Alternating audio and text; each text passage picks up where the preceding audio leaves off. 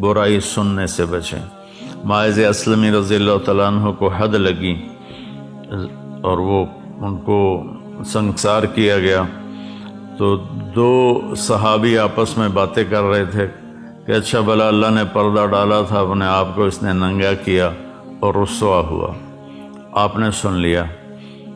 آگے جا رہے تھے تو ایک گدھا مردہ پڑا ہوا تھا، اس کی ٹانگیں پیٹ پھول کے اور ٹانگیں اوپر ہو گئی تھیں، تو آپ نے کہا وہ ان دو کو بلاؤ۔ جب وہ آئے تو آپ نے فرمایا کہ یہاں بیٹھ جاؤ اور اس کو کھا لو۔ وہ کہنے لگے یا رسول اللہ یہ آپ کیا فرما رہے ہیں، مرا ہوا حرام مردار ہم کیسے کھائیں؟